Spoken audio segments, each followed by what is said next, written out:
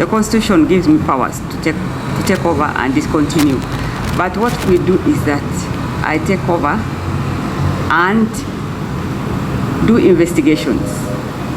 Because discontinuing a case, there is no case in the office of the DPP, even if a commission of inquiry is instituted, that is withdrawn without 1 or 2 or 3 or even 4 opinions from state attorneys. There is no case that can be withdrawn without an opinion. And most times it is 2 or 3. I give it to the most senior, I give it to the deputy DPPs, and when they say, let's withdraw, so that we have at least some accountability. When people come, victims come and say, where was my case withdrawn? You at least have some backup and say, this is what we had. And of course, you all know the standard of criminal prosecutions is very, very high, very, very high. So against the backdrop of when we sanction charges, we actually sanction not because there's 100% evidence. We sanction charges because there's some evidence to take someone to court. We continue with the investigations. At the end of investigations, the case we cannot get a conviction. What do? We withdraw it. So it is something that a lot of work needs to be done by us to educate the public on how we actually. So, Honorable Member, I cannot take over and discontinue.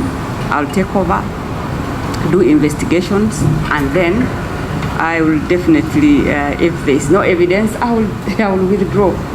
But take over. Cases, but no, now I'm coming to those cases, and you quoted Article 120. Article 120, sub-article 3. C and D. Let me take you through the all, so that we don't cherry pick the 3. The functions of the DPP. A, to direct the police to investigate any information of a criminal nature and report to him or her expeditiously. B, to institute criminal proceedings against any person or authority in any court with competent jurisdiction other than the court-martial. That's where my answer time. That is the Constitution, and that's the same article that you're quoting and sub-article. So I cannot institute and I cannot take over cases under the court-martial. C, to take over and continue any criminal proceedings instituted by any other person or authority. But B is already there. B has already put a cap. That is an institution. No. Takeover is open. No. Yes. It is something that.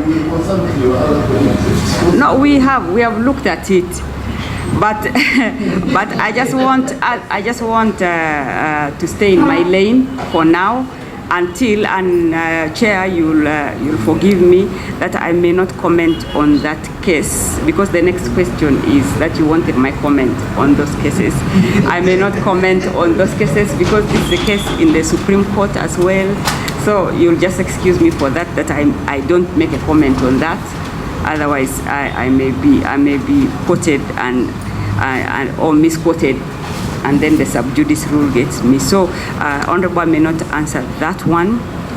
And then 120 of the Constitution and the provisions, some of the provisions they are under, we have the considered opinion that whereas the Constitution in one limb gives the DPP, is to the effect that the DPP can institute cases in all courts except the court-martial, when it comes to taking over and discontinuing, we have the opinion that actually the Constitution permits.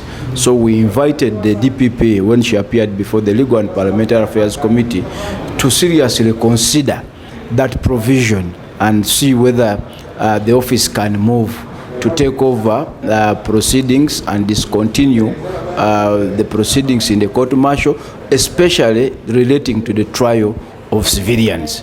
her appreciation of Article 120 was different from ours, but we invited her to take a thorough study and give it thought for purposes of creating sanity in the court martial. Without evidence, that is one thing. I totally agree with you, and that is one thing that I tell my prosecutors, that when you say charge, that is a big thing, because it affects someone immediately, that person. It affects his immediate family. It affects associates. It affects even the community when someone is taken to court. That's why, as an office, we have decided to come up with decision to charge guidelines. We launched them last year. So that we guide our staff, because it's actually it is the most important decision for a prosecutor. It is a decision that can cause a lot of injustice. It's a decision that can even cause backlog, because so many cases are actually in the system. They're not moving because there is no evidence. So it is so we have a decision to charge guidelines that guide the prosecutors, that before you actually say sanction, at least take one box, 2, 3, and we have guided them. And we have tried from last year. I told the accounting officer, look for money. We need to go to the field and see what our staff is doing. And we have done that. And I am so sorry to hear Honorable Jonathan saying our performance has dropped. But that's a learning curve for us, which means we should work harder.